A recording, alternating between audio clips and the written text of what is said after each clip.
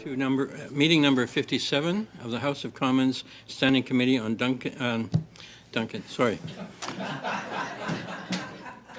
I've been to Duncan. No, anyway, Standing Committee on Public Safety and National Security. We will start by acknowledging that we are meeting on the traditional unceded territory of the Algonquin people. Today's meeting is taking place in a hybrid format pursuant to the House Order of November 25th, 2021. Members are attending in person in the room and remotely using the Zoom application.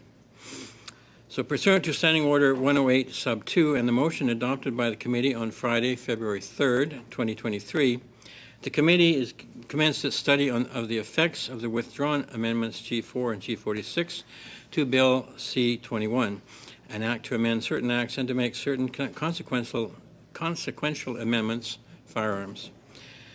Today we have two panels of witnesses. We'll just, of course, delve into the first one right now. In the first hour, we have the Centre culturel islamique de Québec, et PolySeSouvient. Also, we have, as an individual, Mr. Jim Shockey, who's a guide and outfitter. Each witness group has 5 minutes for statement. And I understand that Centre culturel islamique and PolySeSouvient will share their time. So you'll have between the group of you 10 minutes, and I'll let you allocate that as you please. And we'll drop the hammer at 10 minutes, okay? So we'll start with you, and then we'll go to Mr. Shockey later. So go ahead, please, 10 minutes.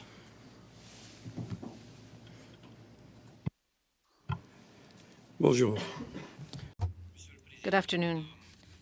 Chair, ladies and gentlemen, members of the Public Safety Committee. First of all, I would like to mention that we have with us today representation from the Polytechnique community, Mr. Serge Centeno, and myself. I represent the Muslim community of Quebec Mosque. Here we are again before you.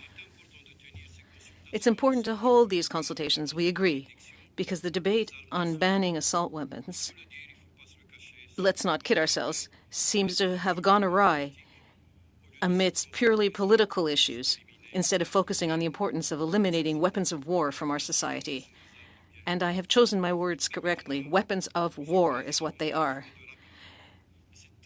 Let us remember, Chair, and it's very important to remember, that only 2 months ago, for people who experienced the Polytechnique who are here in Montreal now, and barely 2 weeks ago for people who were affected by the Quebec Mosque massacre that I am representing here, we were commemorating 20 people who lost their lives, 14 young women who could have been expert engineers today and do good for us, working for bridges, aviation, and all sorts of things, and 6 fathers who could have expressed the joy and experienced the joy of sending their children peacefully off to school.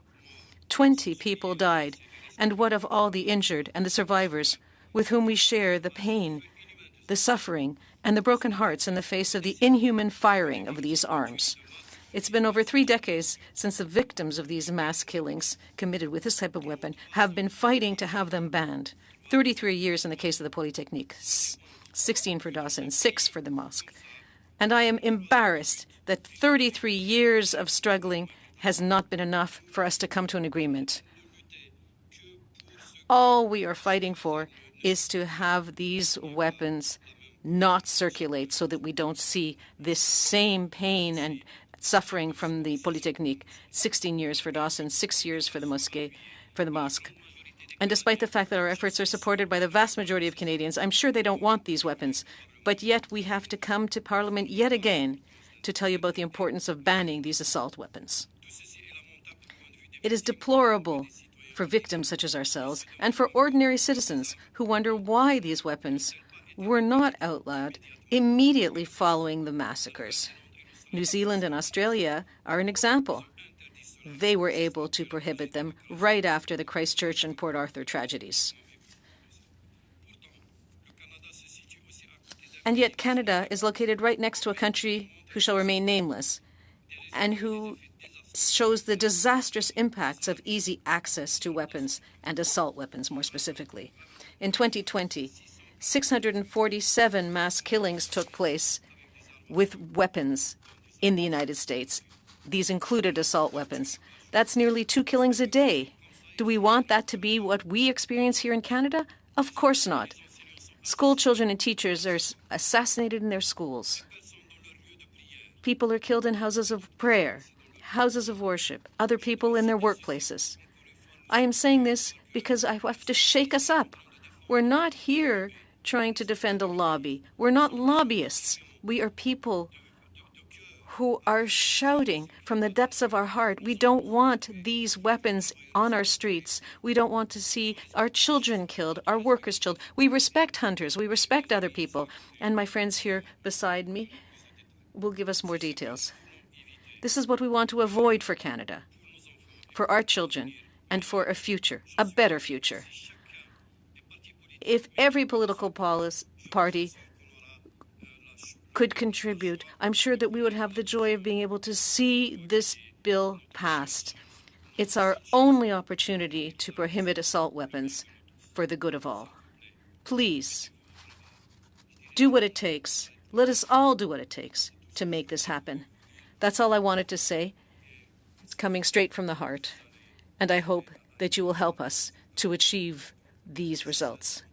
I'd like to give the rest of my time to my colleagues from PolySeSouvient, Nathalie and Heidi Rathjen. Thank you. Thank you, sir. So there are another 6 minutes left. Hello. In 1991 and 1995, the Conservative and Liberal governments respectively banned a list of assault weapons. But because there was no comprehensive and permanent definition in the Act, new models of assault weapons progressively invaded the Canadian market. Please understand me. Without a definition in the law, manufacturers will continue to introduce new models, and we'll slip backwards, and it'll be much easier under any government which would not share the same values for public safety. For us, the goal is permanence. We cannot having to go through this yet again. Since 2050, the Liberal government was elected 3 times with a promise to ban assault weapons. The Bloc and the NDP shared this commitment, but progress has been slow. And only now, in its 3rd mandate, is the government trying to deliver on its promise. With Amendments G4 and G46, Canada was never so close to a complete and permanent banning of assault weapons. Let's not forget that this measure was the central demand of the Polytechnique students and the families of the victims, and has been so since January of 1990. Heidi and I were there. We were at the first press conference where we formulated this demand. And that is why we supported the global government strategy announced in May 2022, because it involved obligatory compulsory buyback, the promise for a permanent prohibition, as well as regulatory tightening for large capacity magazines. We count on the support of the Bloc Québécois since 1990, and we understand today that the leader of the NDP supported our demands. Please, in committee, we are asking you to work on meeting the demands of Canadians to prohibit assault weapons, to break down the withdrawn amendments so that Canadians can understand their true nature and their impacts. On a solid scientific and rational basis, fact-based, that's where we should have new, clear, and improved amendments. We want them to be adopted. It is important. Our hope today is that these special consultations will first and foremost seek to clarify the true impacts of Amendments G4 and G46, since any new amendments should be based on real and legitimate concerns. While we are open to the possibility that the proposed amendments may have included legitimate hunting rifles, we have not seen any evidence of this as of yet. On the contrary, a detailed analysis of the claims made by one of the loudest gun lobby groups, an analysis which has been validated by the RCMP, shows that all their claims about hunting rifles being banned are either false or misleading. Indeed, all the models that they showcased in their memes, videos, and posters, only one would be affected by an amended C-21, the SKS, which is clearly a military weapon, and it was exempted from the 2020 Orders in Council because it was not of modern design. For all the other models that you've seen on social media and in videos, etc., their classification would not change. That's because G46 incorporated the 2020 OICs, Orders in Council, including variants for greater clarity, meaning models whose military caliber versions have been prohibited for 3 years, almost 3 years now, and whose hunting caliber versions continue to be used for hunting and will remain legal and non-restricted. Government experts have testified before this committee to that effect, and as I said, our assessment has been validated by the RCMP.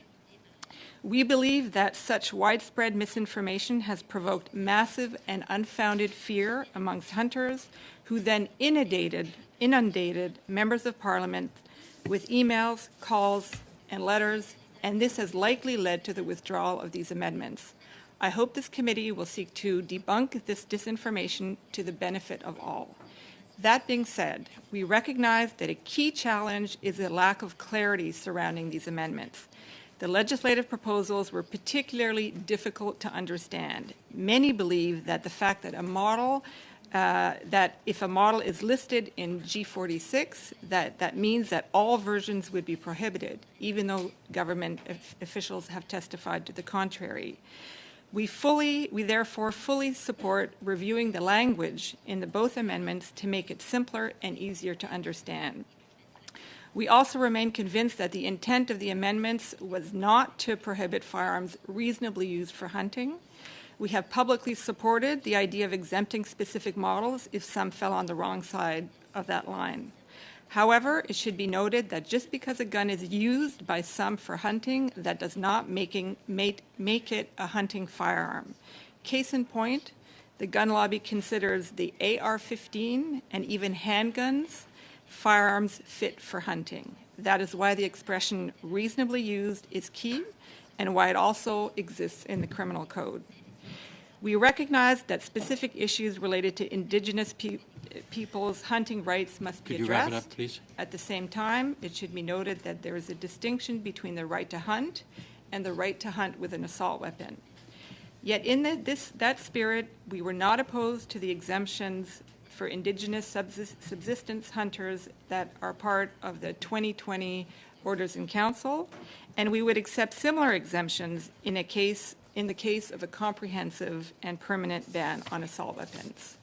In conclusion, our last point, we continue to support the proposed evergreen definition in G4. However, because of the importance of ensuring that manufacturers do not circumvent the intent of a ban on military-style semi-automatic weapons, we respectfully request that the committee look into ways to adjust the evergreen definition in a way that minimizes such potential circumventions. Thank you. Thank you. And in my haste to get started, I'm remiss in failing to introduce you as individuals. So with the Centre Culturel Islamique de Québec, we have Mr. Benabdallah, spokesman. From PolySeSouvient, we have Heidi Rathjen, coordinator, and Nathalie, Provost, spokesperson as well. Sorry for that oversight. And we will carry on now with Mr. Shockey. Please go ahead. 5 minutes. Hi, I was introduced as a guide outfitter, but in fact, I'm a hunter. And just to give you an idea of where I sit in the hunting world, I was given the Professional Hunter of the Year award in 2009, given the International Hunter of the Year and the World Conservation and Hunting Award in 2012, Conklin Award in 2016 for the highest standards in ethical and fair chase, 2018, the Ovis Award for fair chase and total integrity, 2018, the winner of the Weatherby Award, only the second Canadian in 70 years to be given that award. So I'm a hunter. I've also produced over 500 episodes of outdoor television and worked closely with the First Nations and the Inuit communities in the North. I've written over 1,000 articles in outdoor publications. And on a personal note, I've been married for 38 years to my soulmate and have 2 children and 4 grandchildren. And most importantly for this committee, I have a great and growing concern for the public safety of my family here in Canada and my fellow Canadians. But speaking as a hunter, I want to make it clear to this committee that although I live the field to table lifestyle and people like me live this lifestyle where we go into the field, we hunt what we eat, we're not your enemy. Hunters are not the enemy in this case, and our firearms are not a threat to the security of Canada and safety of Canadians.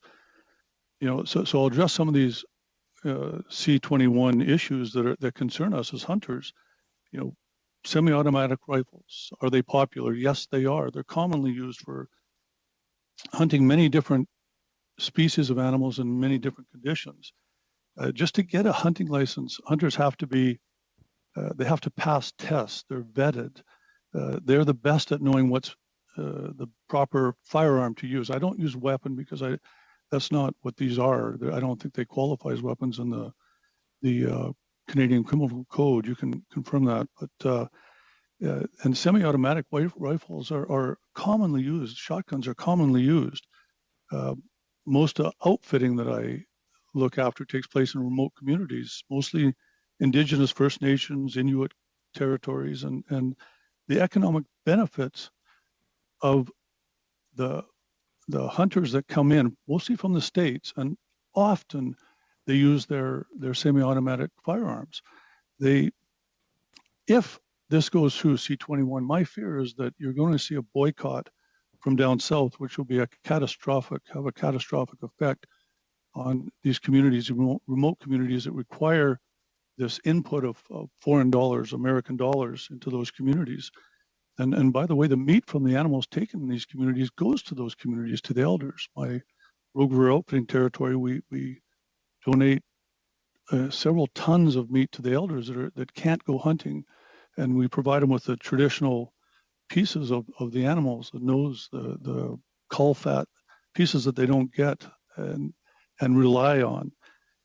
And I, the dangerous animals, another reason, semi-automatic guns are the best defense. I think the Yukon government actually AR-10s, or I think that's what they're called. I'm a hunter, not a gun guy, but I think they selected those for their conservation officers after studies that proved that they were the best to use, and they are in dangerous situations. So again, I don't want to take a pile of your time here. I'm a hunter, and I'm obviously out of place with all of you here. Those are not elephant tusks on that side, by the way. Those are woolly mammoth tusks. But I want to say that you mentioned respect for hunters, and I think that's really important that everybody understands that hunters are not a threat to your safety and not to the national security of this country. And yet we feel vilified and marginalized. Recently, we feel attacked. We're not the enemy. We're love our country, and the taking of life, the taking away of life is a terrible, terrible thing. Obviously wrong, fundamentally wrong. But the taking of a way of life is also wrong. And I just back to the respect for hunters. I'm here because I would like the respect, and I'm speaking for hunters across Canada. We just feel like we've been turned into criminals with this, and I think there's some serious flaws to this C-21, and I recognize and I appreciate what the previous speakers have said, but there's some untruths in this, and like I say, as speaking as a hunter, and for the hunting community, what you saw when you tried to pass the amendments. You wrap up, sir. We're fearful, and we're not the problem here. Thank you. We'll start our questioning with, we'll go through our first round with Madame Dancho. Thank you, Mr. 6 minutes. Thank you, Mr. Chair. Thank you to the witnesses for being here. Thank you, Mr. Shockey, for being online. Just like to say, I appreciate the honesty, and I feel that everyone is speaking from their heart, and I appreciate the the very raw sentiments that are being brought forward. And I think I can speak certainly for our team that we are looking to have a very respectful dialogue and consultation today and in the coming meetings. So I very much appreciate the tone put forward by all of you to start this consultation process today. Mr. Shockey, I have a few questions for you to start off.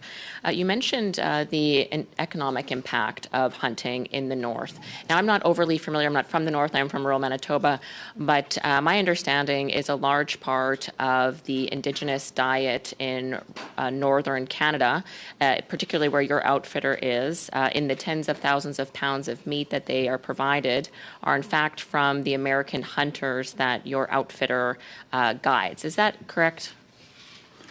Yeah, and what the Americans do for us up in the north, in the remote communities, is a very positive thing. And the one fellow mentioned a name he doesn't want to mention, but I'll mention it. Americans coming up there, spending their dollars, economic benefits are huge in the communities, and for the vast majority of the Americans that come up, they donate the meat to the elders in those communities. And in my case, in the Rogue River Outfitting Territory, in the Yukon, the Mayo band, the elders receive the meat, and as I said earlier, not just the meat as we know meat, steaks and whatnot. They get the caul fat, the kidneys, the diaphragm, the nose, all these pieces that we, the American hunters, donate to the elders, and it allows them to maintain their traditional lifestyles, even though they're too old. Thank you very much. Yeah, I appreciate that information. I think it's a very important part. There was no economic assessment done with the amendments, and I think that this is an important part if there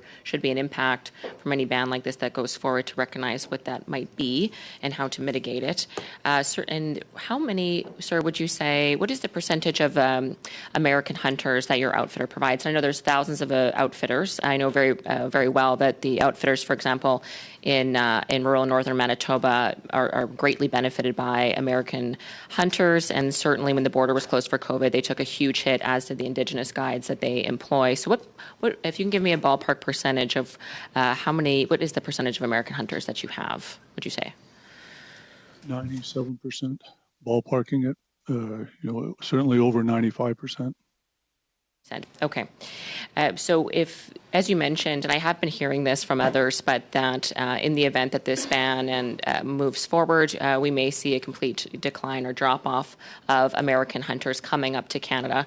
And I just want to confirm in your opening remarks, you mentioned that as well? Yeah, absolutely. Okay. I know most of the American players, and if they got on the bandwagon to boycott Canada as a hunting destination, I think it would be catastrophic to the industry and to the northern community. Thank you. And I know, of course, Canadian hunters, many of my family members engage in northern outfitters as well. I do want to talk, you mentioned semi-automatics, and I shared with you previously the specific definition of those that we're looking to be banned by G4. How common would you say that those are? You mentioned in your opening remarks, but just to reiterate. Yeah, they're common, and it's a personal choice of each hunter. You put 10 hunters together, there'll be 10 different opinions on what is the proper firearm for a given situation. As an outfitter for the last 30 years, I've seen many, many semi-automatics come up. Certainly, and that's not just popular with Americans, but also Canadians. Is that correct? 100%. Okay. True. I also want to speak to, you work a lot with Indigenous hunters in particular, and I do think this is a very important piece as well, because we've heard from the Inuit community that there is the issue of polar bears and protection against wild animals. Why would a semi-automatic of the definition in G4, why would that be, or would that be the best tool available in Canada currently should a northern individual come across a polar bear, for example? Like, can you explain that for the community? Can you break that down? Yeah, it is the choice, and it's the choice in Africa of professional hunters going after dangerous game. For the average hunter as well, it's the ability to there's no such thing as overkill in a situation when your life's in danger. And so in the Inuit communities, they'll even take the trigger guard off their firearms so that they can, in cold weather, hit the trigger with their mitt. And you can't work a bolt. I mean, it's cold. Semi-automatic, to me, would be the choice that I would recommend if I was asked as a professional, as I said, consider to be one of the top hunters in the world.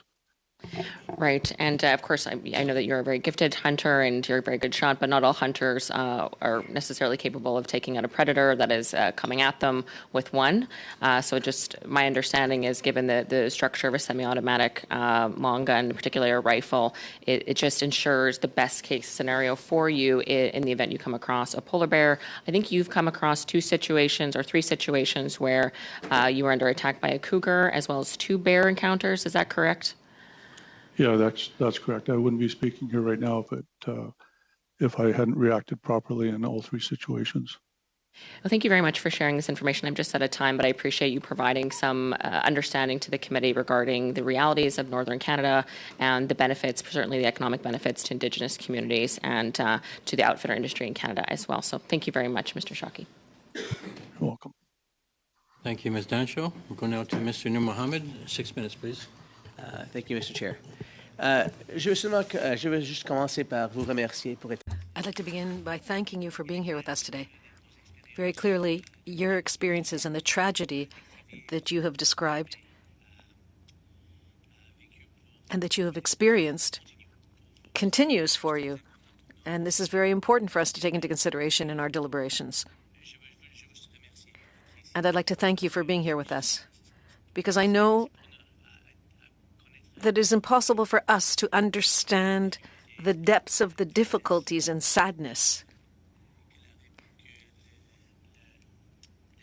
that this experience that you have to relive each time that you come here is. Really thanking you for sharing with us and putting the time in to be here with us on what I know can only be extremely difficult. I have said this many times, and we've heard this. The intention of this law was not to take away Indigenous people's rights to hunt. It was not to adversely impact hunters and farmers.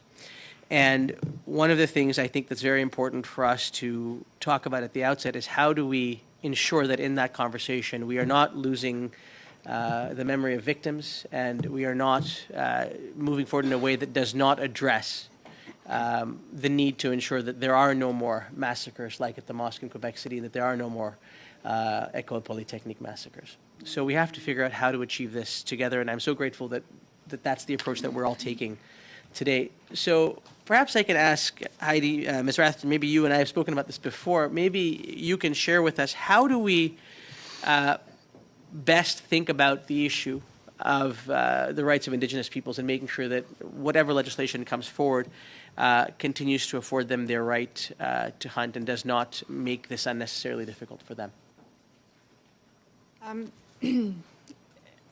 So for sure, the Indigenous question needs to be addressed.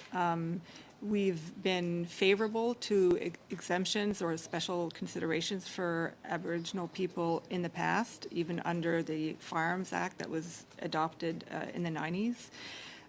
We did not oppose the exemptions for subsistence hunters, Indigenous subsistence hunters, to keep using the prohibited firearms under the May 2020 OICs. And we've communicated this in different ways to the government, to opposition parties, that we wouldn't oppose the same type of exemption for this new list, these new 482 models of assault weapons, as long as it's a well-conscribed process, and that these weapons are grandfathered, and that it's not like a blanket exemption where they can keep buying new assault weapons. It's to keep those that they have, and it, in that circumstance, we'd be open to it. Thank you. Mr. Benabdallah, we just commemorated a couple of weeks ago the 6-year anniversary of the massacre of 6 people at the mosque in Quebec City.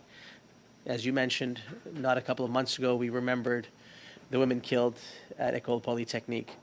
And I'm always struck by the fact that in both of those circumstances, a legal firearm owned by a so-called lawful gun owner was responsible for both of those massacres. And so I guess the question that I would ask you, Mr. Benabdallah, is many years after École Polytechnique, for someone to have obtained a gun legally, a legal gun, to come in to the mosque and to do that, to commit that type of an act, what message did that send to you, and what message has that left with the community?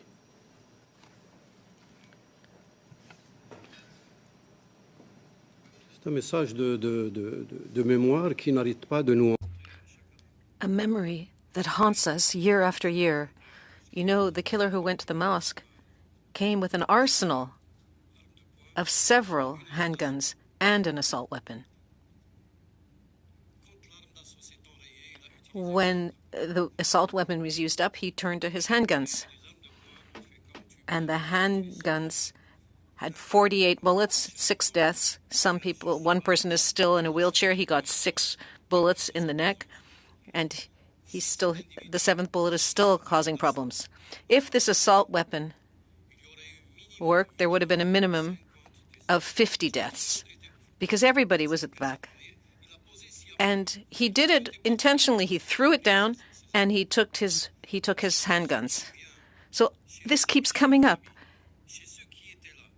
to people who were there, who went through it, our friends. People saying, imagine if that assault weapon had worked. What would have happened then? None of us would be here to be able to commemorate any of this. We would also be in coffins, buried underground. We want people to remember this. Do we want things to continue like this? Do we want to be like in the U.S.? No, we're not against hunters. We've said this. We're not against Indigenous peoples. We've said this.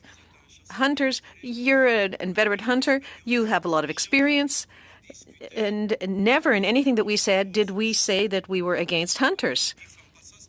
So don't slander us by saying that. It's as though we who have gone through the consequences are against hunters. What sense would this make for the population? We were never against hunters. We were never against the Indigenous peoples. Apologies, sir. That's all the time you have. Now, Madame Michaud, you have 6 minutes. Thank you, Chair. Thank you to the witnesses for being here today. It's most appreciated to be here yet again, despite the fact that you have come before. It's very important to legislate on weapons, handguns, assault weapons. And if you're here again, it's because I proposed to my colleagues at the committee to hear witnesses again following the amendments tabled by the government regarding assault weapons. What we understand is that the committee was not necessarily moving forward after the tabling of these amendments because everything was being changed. As you know, the initial bill was focused mainly on handguns. The government brought in these amendments in November, whereas the bill was tabled in May, and there were substantial amendments dealing with assault weapons. And you are in favor of a prohibition of assault weapons. The Bloc is also in favor of this. We've said it many times. But we came to some sort of an impasse, and that's why we proposed hearing other witnesses. And in the meantime, the government withdrew its amendments, saying that it had not listened to the affected groups and in the population enough, and that's the reason the government gave for withdrawing the amendments a few days ago. Now, I understand that when the bill was tabled, it was mediatized, and the government seemed to have made promises to groups that it was going to prohibit assault weapons in this bill. So that left about 5 months to produce something well thought out, and unfortunately, this is not necessarily what we saw. So the fact that the amendments were withdrawn today, well, let me ask the people from PolySeSouvient first, and then Mr. Benabdallah after. Do you see this as a broken promise, the fact that the government has promised that they were going to move forward with banning assault weapons, and they have been withdrawing these amendments? From what we understand, and the same day that the amendments were withdrawn, the government, I think Mr. Trudeau and the minister at the very least, undertook to try again. So we understand that the way in which it was done was problematic. This is not our purview in terms of how the process goes, but that the will is still there, and the willingness to work with both parties who during the last 3 elections promised and committed to supporting and passing legislation prohibiting assault weapons. So no, the will is still there. We see that there is work being done, and we're counting on the committee to see why these were withdrawn. And I think it is largely because of disinformation that frightened hunters. That's everything that we've been hearing, that the bill went too far, but it's really based on things that certain MPs and groups were saying. But we can see this when we ourselves were able to analyze and have the RCMP validate the fact that all of the statements regarding the hunting weapons that would have been forbidden by the amendments, all of that is actually false. The classification of all hunting weapons which were presented by those opposed to the amendments, that their classification wouldn't change. So we see that the amendments were not properly understood, and now it's time to step back and look at how it is that they were misunderstood, and to reintroduce them and improve them if necessary. Clearly, they need to be clarified, especially G46, because hunters were seeing a list of models of weapons, and they saw their weapon included in the list, so they thought that all versions of that model would be prohibited. And that's not true. Only the models with certain calibers we're talking about the 10,000 joules, so we're talking about military caliber that could be classified as military vehicles. So for comparison, an AK-47 has its initial energy 2,000. And the amendments wanted a limit, not just the amendments, but it's a criteria that exists now, wanted a limitation of 10,000. So we're not talking about hunting weapons here. But unfortunately, because it's 309 pages and, people didn't quite understand that only the military caliber versions were targeted. And that's in terms of the current bylaw or law, so that military versions are prohibited, hunting versions are allowed, and this doesn't change. These are the weapons that were mentioned in their campaigns. So, if I may, we need to have a definition. It's necessary and fundamental so that any law passed can be evergreen.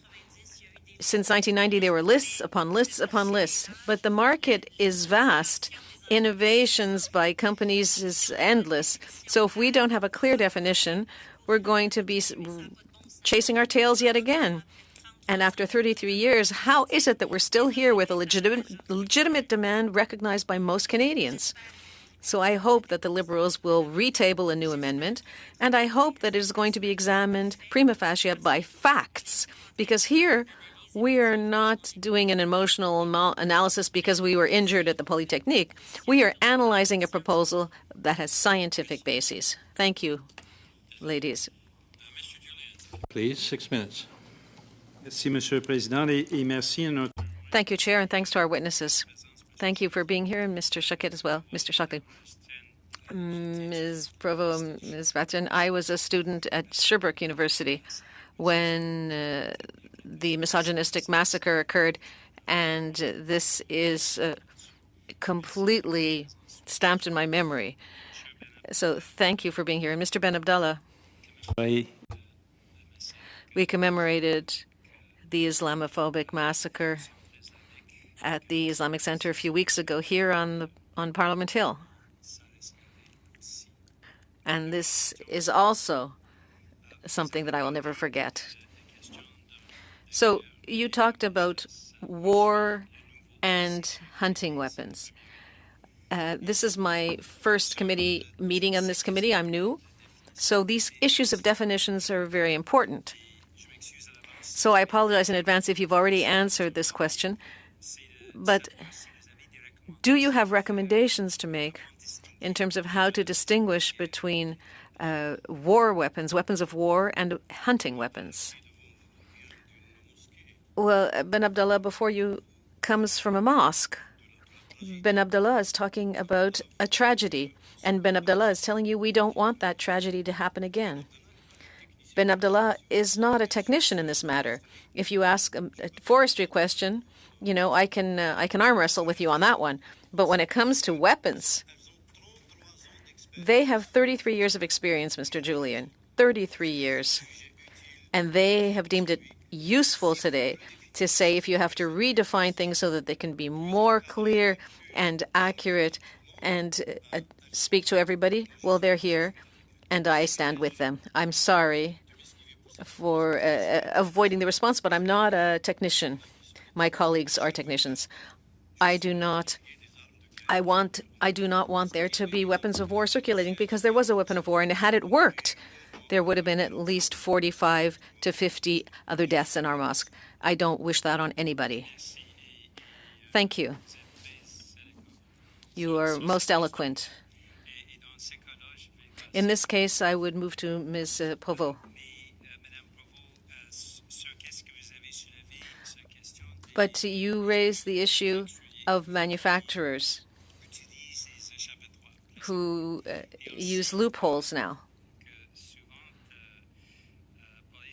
Now we know that often PolySeSouvient has had to tell the government about new models coming in, and manufacturers found a way to get around the existing list.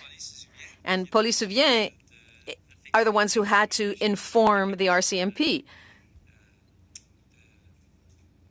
There is something off with that. Do you have any recommendations to make in terms of the responsibilities of manufacturers and the process that currently exists? If there's a definition, the manufacturers would not be able to lie about what they're proposing to Canadians. Today, there's just a list. So they put a new weapon on the market. They register it on and make it sellable in Canada by the description. And they explain if it's going to meet the characteristics of a restricted or non-restricted weapon. If we have a definition, then we cut off that strategy. Now, maybe the list that would accompany the definition will be imperfect and would have to be readjusted, because a list is never going to be 100% complete and perfect. But at least we'll be able to exempt things because they're less dangerous. But now you have to run after danger, because there's always somebody adding something more risky, more powerful, that we don't want to recognize in Canada, but we have to chase the sellers. I think we have to be more severe, and we should be able to exempt where we've gone too far. I'd be much more reassured as a Canadian. Ms. Rathjen, do you want to answer both questions?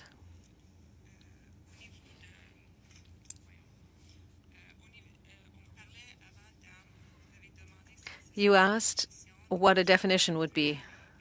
I can't go into detail, but essentially we're talking about weapons that can shoot, semi-automatic weapons, and to correct the misperception that some people have, including the witness who was with us today. We are not targeting all semi-automatic weapons, but rather the semi-automatics that are military. They are designed with magazines of more than 5 bullets and are not used for hunting. They have military characteristics. Their initial velocity is highly powerful, which goes beyond any normal citizen use. And in terms of the permanent definition, as Nathalie was explaining, we need a permanent definition to capture the new models that could come onto market after the fact. At the same time, we think it's important to have a list. because an evergreen definition cannot encompass every assault weapon. There are assault weapons that have different mechanisms and that can only be captured in a case-by-case analysis that looks at the characteristics that are military. So in the 2020 criteria of the Ordering Council, they added, it wasn't a regulatory definition, but it was a description which gave the intention of the framers of the legislation. And they talk about military weapons that were not for citizen use. So we need both. That brings our first round to a close. We'll start our second round. The second round is going to have to be abbreviated. We will have to end this with Mr. Julian at the end of the day, but we go now to Mr. Calkins, please, 5 minutes. Thank you, Chair, and thank you to our witnesses that are here today. It is a very, very important discussion that we're having. I'll ask questions of Mr. Shockey. I too am a hunter, Mr. Chair. I have appeared in, or have produced 0 television shows. I have not near the success that in the hunting world that our guest and witness here, Mr. Shockey, has had. I would be the individual that watches Mr. Shockey's shows. And I want to thank you for coming here and testifying today to the impact that it has. I have been a guide in the north, and I have been a conservation officer and a national park warden. I have been issued firearms as a matter of my duties in that capacity. And Mr. Shockey, you did allude to this in your opening statement that the Yukon, where Rogue River Outfitters is located, the government, the Liberal government of the Yukon, implemented for their conservation officers the AR-10. An AR-10 is a .308 caliber semi-automatic rifle for their conservation officers.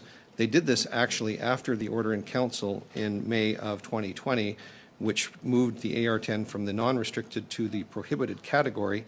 And the Yukon Liberal government at the time said that this was the best option available for the protection of their conservation officers in dealing with wildlife, human-wildlife conflict and interactions, and to protect the general public in a situation from dangerous wildlife. So I guess my question to you, Mr. Shockey, given the fact that you've hired numerous Indigenous guides as part of your operation, you've worked with folks in those communities, is the life of a conservation officer more or less on par with the life of a hunter or a guide or anybody else working in these dangerous situations, and they should have access to the same type of stopping power that a conservation officer would, because conservation officers can't be everywhere? All lives are equal. I'm sorry, I didn't hear the answer, Mr. Chair. Could you repeat that, Mr. Shockey? All lives are equal. Very much. Now, you said in your opening remarks that that there's a significant impact on the Indigenous communities should the tone, and I believe, could you give us an indication of what the tone is right now this debate and this discussion is creating in the hunting community? And your fear is that the tone would actually keep the vast number of guests who come from out of country to northern Canada, and what the economic impact would be. Who are the communities and what are the job opportunities in these northern remote communities if lodges and outfitters that offer hunting opportunities lose a significant portion of their clientele because of the confusion that's being caused by this debate? The first part of your question, what's the feeling or the sense that hunters, we feel fear that we're being attacked, as I said earlier, vilified, marginalized. We feel that we're not respected, and there's a measure of distrust. I keep hearing weapon. I don't have a weapon. That's a subjective opinion based on every situation that a firearm's used. I don't have a weapon, but I keep hearing that I have these weapons. I don't. I keep hearing that they're firearms for military purposes. My classic English double rifle, break action, 2 bullets in, close it up, shoot it, Turkish walnut engraved, it's worth $90,000. It's on this list. it's going to be prohibited. It's like it's never been used in any type of a crime, and certainly not in any military application. So this is where I as a hunter, I hear this and I'm listening, and I appreciate the emotions involved. I mean, it's a terrible, terrible tragedy, and that can never be understated.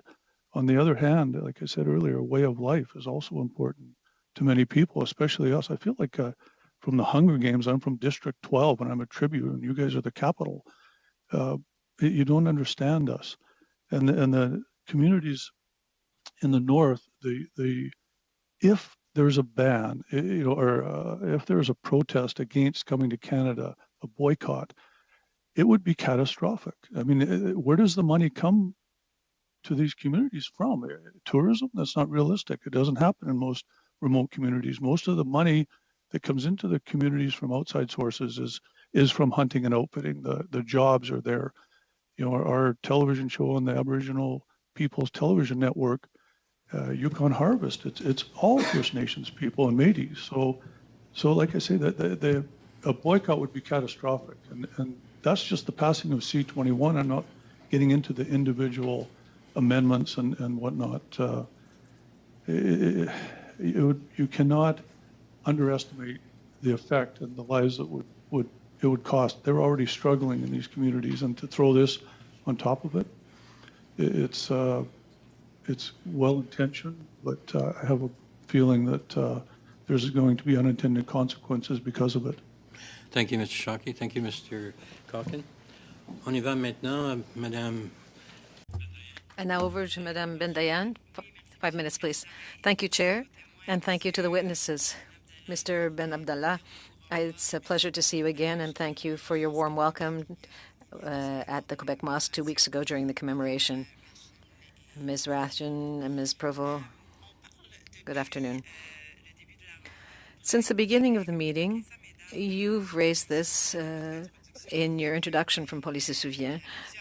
We've been talking about the fact that several parties have undertaken to prohibit assault weapons in the past. It's a pleasure to hear Mr. Julian and the excellent questions that he asked on the committee. And of course, Ms. Michaud. I have a lot of hope. I'm a fighter, but I'm also somebody who thinks that we can change the world. I was pleased and actually quite relieved to hear the leader of the NDP, Mr. Jagmeet Singh, earlier today say in an interview just outside the House, and say that he was open to amendments to be able to achieve the objective of prohibiting assault weapons with a definition. In particular, I thought it was important that Mr. Singh said, and I'm going to quote him in essence, that he is open to finding ways of having amendments which will truly protect the community and meet the needs and concerns of organizations such as PolySeSouvient. So, ladies, I would like to ask you, what message would you send to the three progressive parties that you mentioned and that you said that they have this intention, this conviction? And why is time of the essence?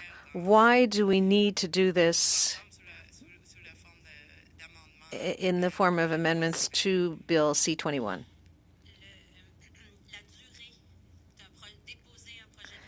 Tabling legislation, analyzing it, studying it, it's a lengthy process and it's a fastidious process. If at this very moment we can't take advantage of the momentum of Bill C-21, we have been at this table before you too many times. We know full well that the process is so long. If we lose out on the possibility of having a definition this time, we don't know when we'll be able to get another chance and whether there will be the political will to do it. So for us, it is essential that today all parties who believe that there must be a prohibition on assault-style weapons in Canada get to work. The other thing is that I find it essential that we base ourselves on facts, data, and an objective analysis of an amendment. It has to be a solid amendment. My grandfather is a hunter. My uncles are hunters. I am not from the rural milieu, but I come from a rural milieu, and I recognize the importance of hunting for many Canadians. And I recognize also the importance of hunting for the First Nations and Indigenous communities of Canada. It's part of our history. It's part of what we are based on. It's our foundations. So never, with a capital N, would PolySeSouvient ask for a halt to hunting or the prohibition of all weapons. Never. But what we want is that a means be found to clearly define what is an assault weapon with criteria, solid science-based criteria, so that that type of weapon cannot be in the hands of Canadians. There's clearly a way of doing this rationally and not based on emotions, so that hunters will be able to feel respected in their practice, but which means that all Canadians who want to live in a country in safety will have a law dealing with firearms that respects this need for security and safety, which is a fundamental need. Thank you very much, Ms. Provost. I think misinformation is a big factor in this issue, and I'd like to recognize and thank PolySeSouvient for the work that you are doing, both on social networks and with the media, so as to clarify this and to answer questions being asked by Canadians. With the time I have, I'd like to turn the time over to my colleague, Pam Damoff. 20 seconds. I know. All of our witnesses for being here today. I just want to clarify something that Mr. Shockey mentioned. If the amendments had been passed, there would have been 19,000 models with over 100,000 variations of firearms available. My understanding is there's 20 million AR-15s in the United States. They've been restricted since '77 and banned since 2020 in Canada. So the doom and gloom for the industry seems quite misplaced. And I just want to say guns commonly used for hunting are very different than trophy hunting in Africa to bring trophies for your trophy wall, or bringing Americans to the north to get trophies for their trophy wall. So I'll leave it there, Chair. Thank you. Mr. Shockey, if you wish to respond, go ahead. Yeah, Chair, it wasn't a question. Oh. And my time I is up. think in fairness, he should get to respond. Yeah, I think that's an untruth. The firearms that they use in Africa and the firearms we use here are virtually the same. There's no distinction, and it's not trophy. It's about hunting. It's the process, the journey, not a kill. So trophy hunting is a little bit of a derogatory comment when it's used like that. Thank you. On y va maintenant, Madame Michaud. Madame. Over to Madame Michaud. You have 2.5 minutes, please. Thank you, Chair. I'd like to get back to what my colleague Ms. Benabdallah just said, and I'd like to thank her for her words. And to be frank, if she wants the NDP or the Bloc to support what the government is going to present, the government has to present something. For now, we're taking 4 sessions to hear witnesses again. That doesn't leave the government very much time to remodel anything. I have a fear, even if our intention is the same, which is to prohibit assault weapons. And I'm sure you remember when you came to testify the first time, I said, if the government doesn't keep its promise, the Bloc Québécois is going to table an amendment to prohibit assault weapons. And when I consulted our legal advisor, she said it would be inadmissible because it goes beyond the scope of the project. This bill is dealing with handguns. So it would be very surprising for the chair to move forward with that. Ultimately, the chair did go forward. My amendment was rejected, but there was a Liberal amendment. So I believe that behind the fact that the government withdrew its amendments, there's a fear that the Speaker of the House will decide that the amendments were inadmissible. So that fear is there. In this case, how would you propose for us to function? In other words, should the government propose something different in a separate bill aside from C-21? Should it be done directly within this one? You were talking about definitions. I agree that we need a good definition that includes weapons before, during, and after. It shouldn't be list-based. And the list that we had in the orders in council showed that there were holes and this wasn't enough. We have to have a definition that includes all weapons, including the weapons of the future. So I'm wondering what you propose and what you think the government should do now, given that we only have a few weeks before the clause-by-clause review happens. Well, we are not experts in parliamentary procedure, of course, so I cannot really tell you what would be admissible or not. But one thing's for sure. We believe that the government has to consult and closely collaborate with the two opposition parties who support this, the Bloc and the NDP. We would encourage the government to work with you so that the amendments that will be retabled can be approved by all parties in favor of the prohibition of assault weapons. So just to repeat, from our point of view, from the outside, you know, there are major steps back. What we see is that there have been 3 elections and 3 parties have been promising to prohibit assault weapons. So to talk about procedures and technicalities, that's not our area. We are citizens who have experienced mass killings, and we are carrying the message of 80% of Canadians who want to prohibit these weapons, and we are asking you to do what it takes to bring this objective about. There must be special procedures, but we are not familiar with them. That's up to the committee and the government to find them. But clearly, ultimately, at the end of the day, we are asking and hoping to see a bill pass that includes an evergreen definition and an evergreen, complete, comprehensive banning of assault weapons. Thank you. It's 2.5 minutes. Merci, Monsieur le Président. Thank you, Chair.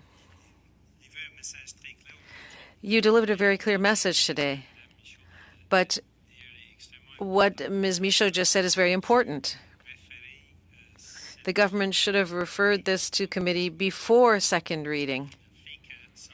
The fact that that wasn't done means that these amendments were not admissible, and that's the problem, or one of the problems that we're looking at. But that's something that we have to examine, not you. And we will do so, and we'll try to see the best possible way. We have understood your message today. It's very clear.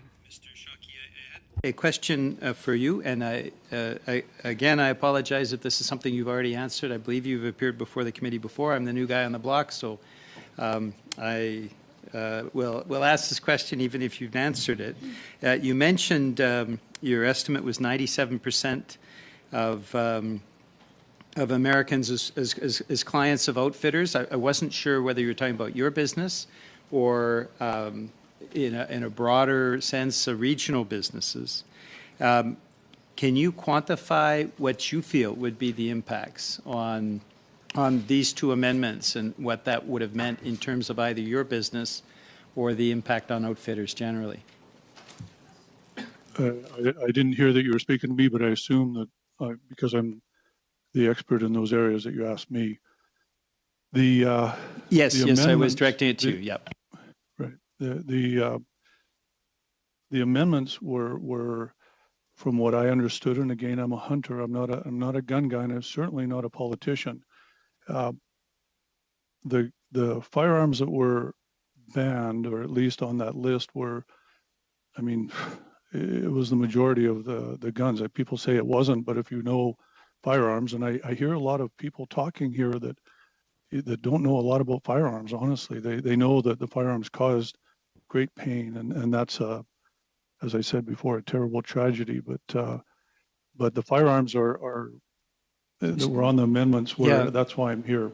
Yes. No, I apologize. I've only got a few seconds left. I just wanted to know if you could quantify. You talked about 97%, but you hadn't quantified what you believe to be the impacts, and I just wanted to know if you had figures you could share with the committee. Well, for instance, in my outfitting territory in the Yukon, we probably a gross revenue of 1.2 million, and from what I understand of the studies that have been done, and these are polls, so I don't know if they're scientific peer-reviewed studies, but outfitters in British Columbia years ago were being attacked as well, and they found that the multiplier effect was about 25 times what the revenue from each outfitting operation. There's 217 outfitting operations in BC, 19 up in the Yukon, so you could probably use that study, I would imagine. I mean, I'm not a pollster. As I said, I'm not a politician, I'm a hunter. But, Thank you, Mr. I can tell you Julian. from my side as an outfitter, it would be catastrophic, and that would be for the community as well. Thank you, Mr. Shockey, as well. So that brings this panel to a close. I'd like to thank you all for your time here today and your testimony. It is all enormously helpful. It will help us in our work, and I appreciate you being here and sharing with us your expertise and your perspectives. With that, we will suspend. Thank you all, and we will bring a new panel. Thank you all. Back to order. But today on this panel, we have in person, we have Mr. Mark Ryckman, Manager of Policy for the Ontario Federation of Anglers and Hunters. And by video conference, we have, as an individual, Dr. Caillin Langmann, Assistant Clinical Professor, Department of Medicine, McMaster University. Welcome, gentlemen. When we commence, you will have each of you up to 5 minutes for an opening statement. And we will start with Mr. Ryckman, please. 5 minutes, if you please. Can everyone hear me okay? Excellent. Good afternoon, Mr. Chair and members of the committee. On behalf of the OFAH, thank you for the invitation to appear at this committee. The OFAH is the largest nonprofit, conservation-based fish and wildlife organization in Ontario, with 100,000 members, supporters, and subscribers, and 725 member clubs, with 55 of those clubs operating 122 CFO-approved licensed ranges. Our organization is 95 years old, so we have a long history of advocating for the hunting community in Ontario. While there are provisions in Bill C-21 that we have concerns about, I will keep my comments scoped to the impact of Amendments G4 and G46, on the hunting community. Hunting is an ancient tradition passed down through generations and remains a way of life for many Indigenous and non-Indigenous Canadians. Hunting today makes important social, cultural, and economic contributions to our country. It remains an important way to put food on the table, connect to nature, create and foster relationships, relax in the outdoors, and contribute to the conservation movement. Indeed, some take offense when hunting is referred to as a sport or hobby, because it is so much more than that. Hunting isn't just for rural Canadians. Hunters come from urban, suburban, and rural Canada. They are judges, lawyers, teachers, dentists, plumbers, mechanics, even politicians. Hunting provides information and funding for wildlife management, can help control populations and address human-wildlife conflict, and can foster a sense of obligation to give back to nature with conservation activities. In 2018, hunting spending totaled $5.9 billion, and the resulting contribution to Canada's GDP was $4.1 billion. Hunting supported 33,000 jobs and generated almost $2 billion in labor income. The importance of our hunting heritage is even recognized in federal legislation. There is no such thing as a hunting firearm type. Firearms primarily used for hunting are also frequently used for plinking, shooting at the range, or even competition. There are no hardline thresholds for labeling firearms as hunting or non-hunting, particularly when only looking at the appearance or overall design of the firearm itself. It requires comprehensive examination of multiple features and functions of a firearm, like the action and caliber, but will also be influenced by non-firearm considerations like the cartridge, the user, environment, target species, and jurisdiction. We are pleased that the amendments have been withdrawn and applaud this committee for studying their impact. In addition to the nature of the amendments, we were also troubled by their unexpected introduction and the lack of consultation. In proposing Amendment G4, the government jumped directly to prohibitions, skipping over less extreme alternatives that would have helped achieve its goal without infringement on hunters and other legal gun owners. A stepwise and adaptive approach creates better policy and is much fairer for Canadians than the unnecessarily blunt prohibition of guns by make and model. Take detachable magazines as an example. The criminal code already prohibits the possession of any magazine that holds more than 5 shots for a semi-automatic center-fire long gun. If it can hold more than 5 rounds, it must be pinned so that it can't. Bill C-21 proposes to go further and make unpinning a specific offense, as opposed to a lesser included offense. So we have a proposed new offense that hasn't even been enacted yet, let alone been given a chance to work when the amendments were introduced. Even if the government felt compelled to go further, they could take targeted measures, like banning import and sale of new magazines that have the potential to exceed 5 rounds. Our opposition to the amendments is not partisan or emotional or predetermined on principle. It was only after a thorough critical analysis that we arrived at this conclusion. It won't enhance public safety. The evidence simply doesn't support it. Firearms are not the disease, particularly in a nation like Canada with robust gun laws. Gun violence is often symptomatic of much bigger societal issues. Taking firearms away from law-abiding Canadians will not reduce the upstream issues that fuel criminal activity and the demand for illicit firearms. Therefore, model-based firearm prohibitions will continue to fail, as they won't be able to have a detectable impact on reducing gun violence or enhancing public safety. If political discourse remains fixated on finding the firearms that should be banned or saved, then we will continue to underinvest in the resources and time we need to address critical issues that we have. Thank you. Thank you, Mr. Ryckman. We go now to Dr. Langmann. Doctor, go ahead, please, 5 minutes. Thank you for letting me present my research regarding Canadian firearms legislation and its association with homicide, spousal homicide, mass homicide, and suicide in Canada. I'm assistant clinical professor of medicine and emergency physician in Ontario. I serve as an academic peer reviewer in the areas of firearm control, homicide, suicide, violence, and gang deterrence for academic journals, and have 4 peer-reviewed publications on legislation and the effects of homicide and suicide in Canada. In 2022, I presented and submitted my studies and a report regarding C-21 to the committee. The research demonstrated previous bans in the 1990s of a large number of handguns had no effect on homicide rates. Currently, a definition of assault rifles and subsequent bans has been proposed. My research on previous Canadian legislation is applicable in answering the question of what the effects of this legislation may be. Since 2003, the number of owned restricted firearms has doubled from 572,000 to 1.2 million. However, the rate of overall firearms homicide has not increased, nor has the rate of homicide by handguns. There's been recent fluctuations similar to the levels in the early 2000s, but the rate of homicide has actually fluctuated about a steady mean when statistical analysis is performed. In the 1990s, legislation prohibited over 550,000 firearms, including military-style firearms and handguns.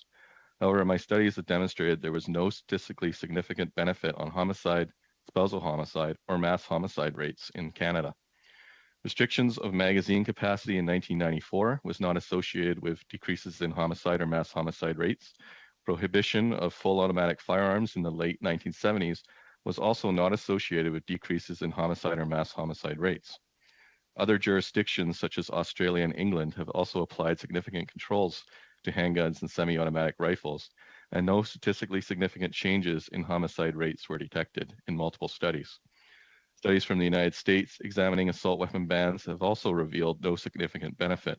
Blau et al. And Segal et al. Found that these legislations were not associated with a decrease in victims. Interestingly, when looking at 30 years of incidents, Blau found that shotguns were more associated with an increase in victims than semi-automatic rifles.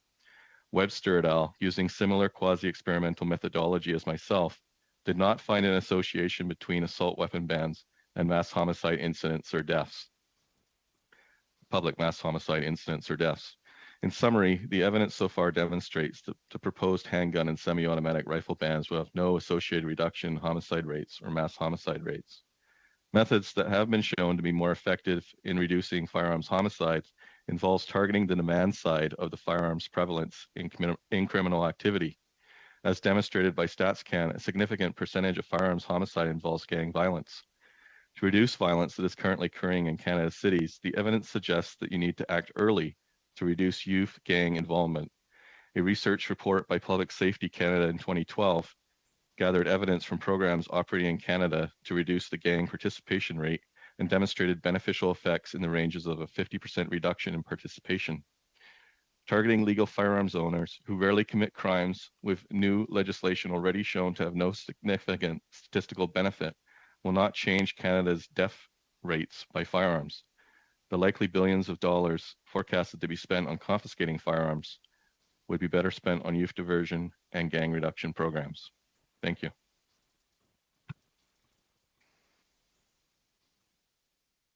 We will start with Ms. Dancho. Ms. Dancho, please go ahead, 6 minutes. Thank you, Mr. Chair. Thank you to the witnesses for being here. I have a question for each. Dr. Langmann, first of all, thank you again for both being here. But Dr. Langmann, your resume is quite extensive, and I know you're a very humble person, but I would like to highlight some of it. You have a PhD in biochemistry and molecular biology. You received your MD from Queen's University. You are a specialty emergency medical doctor at McMaster University. You received your specialty of emergency medicine at McMaster. You were also a fellow at the Royal College of Physicians in Canada. You were the chief trauma fellow in 2011. You are currently an ER doctor at St. Joseph's. You are also assistant clinical professor of medicine at McMaster University and the director of clinical teaching unit at St. Joseph's Hospital. I could go on, but that was just some of the highlights. You've also studied a number of peer-reviewed papers, and you are certainly one of the foremost experts in Canada from the research that I've been able to do on the issue of gun violence in terms of homicide, domestic homicide, and mass homicide, and the impact, if any, of various governments' gun control legislation. Is that very in brief a summary of your qualifications and the research that you do? Yes. Okay.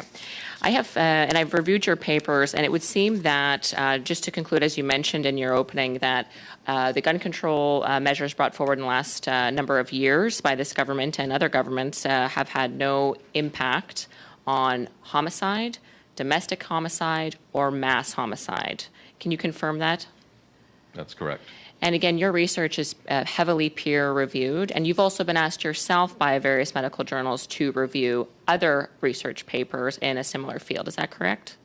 That's correct. Okay, so just again, you have found no statistical significant beneficial association between firearms legislation and homicide by firearm, as well as spousal homicide by firearm, and as well as the criminal charge of discharge of firearm with intent. Is that correct? That's correct. In this country, Canada. In this country. Yes. Thank you. And your conclusions are based on sound statistical analysis, specifically, in particular, from the Government of Canada. Is that correct? Yes, I use a lot of the Statistics Canada data. However, my studies have been peer-reviewed. They've also appeared in review articles, including in a recent Canadian Medical Association journal article, and rated the highest evidence that was available for examining this issue. Very strict evidentiary standard with very high scientific analysis. Understood. And your latest peer-reviewed study went up to include statistical data from up to 2022, including 2022. Is that correct? That's correct. Okay. I do appreciate you coming very much. I know others will have questions for you as well, but as we all agree, it's important to make evidence-based decisions, so I appreciate you bringing this evidence to the forefront once again at our committee. With my remaining time, Mr. Ryckman, I did want to ask you about the trust factor with hunters, because that's what I'm hearing a lot, that they've seen a number of their commonly used firearms being banned under these two amendments that have temporarily been withdrawn. And we know, and you really were very eloquent in your opening remarks about the hunting culture in Canada. And there's a bit of a debate that goes on, I know, in criticism of the hunting culture about trophy hunting. But I want to share something with you and for you to share with me what you've heard from your 100,000 members. But I grew up hunting with my dad, and there's a record book for your trophy buck. And it's a huge honor to get in there. And my dad hunted for many years. And finally, to the great pride of my family, he got a 165 typical. It was a really big moment for us, and I'll never forget it. And pretty impressive, right? Yeah. And I myself, when I was in high school, I got a special award from my local outfitter or hunting association that gave me a plaque. It was a proud moment for my dad for the biggest buck for my age category. So I know that your associations do a lot of that work, encouraging young people, and it's just very natural to, when you're going to hunt, everyone wants the biggest buck or the biggest fish when they're fishing, and it's a very important part of the culture. Would you agree? Yeah, absolutely. And, the concern about trophy hunting is that nowadays, simply the use of the term can be somewhat misleading. We don't really have a huge culture of trophy hunting in Canada by any means, at least not the way that some people tend to interpret that term. Generally, that is restricted to, traveling on African big game safaris, for instance, where the meat is left with the local communities, and the hunter, the person who harvests it, takes part of that home with them, the trophy, if you will. So when it comes to trophy hunting or even trophy fishing here in Ontario and Canada, it's very, very, very different. The trophy fish in my family is my daughter's first fish. Oh, wow. And it's a small fish. I got a master angler carp when I was a young girl, so that was a proud moment too. Yeah, no, I appreciate that, and I think it really brings a sense of competition and encouragement, and I know that your association does a lot of that Canadian work, and that there's a huge pride element to that. I did want to, just again, with my concluding minute, can you speak to the trust factor here? Because again, there has to be a lot of trust between the government, who is in charge of the Firearms Act, which is the federal government, and the 100,000 members and subscribers that you have. And I'm very concerned, again, trust in government is very important. We need to be law-abiding citizens, and I am very concerned about this. This is what I'm hearing, but can you speak with the remaining 30 seconds to what you're hearing from your members? Again, that's 100,000 members and subscribers.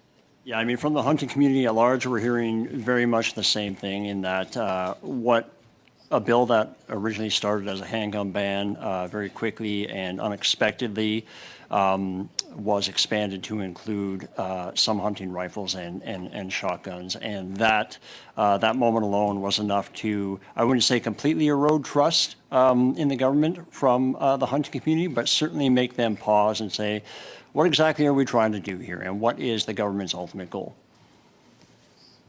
Thank you very much. I believe I'm out of time. And again, thank you both for coming. Yes, thank you, Ms. Dancho. We go now to Ms. Demoff. Ms. Demoff, please go ahead, 6 minutes. Thank you. Thank you to our witnesses for being here.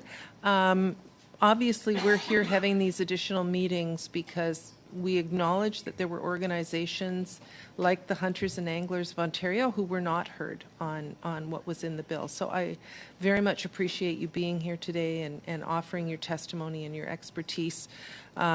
It does mean a lot to us to hear the perspective of hunters. It was never our intention to ban the rifles that are commonly used in hunting. So your appearance here is very much appreciated today. I do have a question, though, because there has been a lot of misinformation that has perpetrated into the hunting community, that many people feel that the guns they own will now be banned, and in fact, we have to take some responsibility for that, because the list was not easy to understand nor interpret. But do you know how many would still be available, how many models would still be available in the Canadian market if G46 had actually been passed? I don't actually know the number of units or even the number of different models that would still be available. I can certainly say that is not, the amendment would not ban every single, at least as written now, wouldn't ban every single commonly used rifle or shotgun right now. Oh, I had a few people reach out to me, and I checked with Minister Mendicino's office because I myself couldn't interpret the list. And for everyone that I checked, even though they thought it was banned, it was not. My understanding is that there's about 19,000 models that will still be available.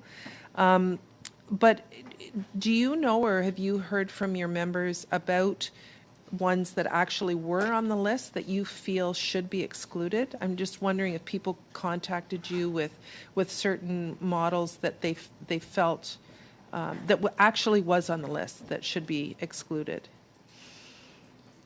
Sure. I suppose my response would be in two parts. The direct answer to your query is that the SKS is probably one of the more ubiquitous hunting rifles, and it is clearly on the list. And I think everybody admits that at this point. And that is a rifle that is perfectly legitimate for the purposes of hunting in Canada and in Ontario, and that is on the list. It would be prohibited if G4 and G46 were to had been passed and not withdrawn. The broader concern is that, at some point, if the government has to create a laundry list of exempted guns, it starts to make us question if the legislation was crafted properly in the first place. It's one thing to exempt a single model of firearm or two, but if you start having to, exempt 15, 20, 30, 50 models because the hunting community is concerned about them being prohibited, then perhaps that's more indicative about the wording of the legislation. Okay, no, thank you. And certainly we have heard about the SKS. I would say, though, that it's been used in 11 shootings of police officers over the last 6 years, most recently here in Ontario, and it was originally designed for the military. I do understand, but there are other models that could be used rather than the SKS. So, I mean, that's it, the intent was to take a look at how these have been used and how they were designed, and that was one that was originally designed for the military. I understand that you have quite a large membership in your organization, and I applaud you for that. There's been a pretty big increase in PAL owners over the last 2 years. Have you seen your membership increase over the last few years as more people have obtained their PAL? So our membership fluctuates all the time. Sometimes it fluctuates greatly, and there are some nuances about the insurances that we provide to member clubs that actually dictates that sometimes. Some of our member clubs are 4-person hunt camps that have incorporated. Others are, several hundred in size. And, just speaking hypothetically, if we were to lose one of those clubs, that can make a big difference in our membership from month to month. So we certainly haven't seen a linear increase along with the number or the increase in the number of PAL holders in Canada. Obviously the possession and acquisition license is required not just for hunting, for instance, but even for just handgun owners or target shooters or competitors. So you wouldn't necessarily expect every PAL holder to be a hunter necessarily, and certainly not the member of a conservation organization like the OFAH, because they're not necessarily hunters.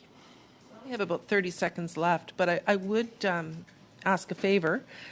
We could probably, I think everyone would appreciate your organization and those like yours to help disseminate factual information and try to dispel some of the misinformation that did get out there. So we would be very grateful in your assistance in making sure that people are dealing with facts and not misinformation when they're looking at this really important legislation. So thank you for what you're doing and being here.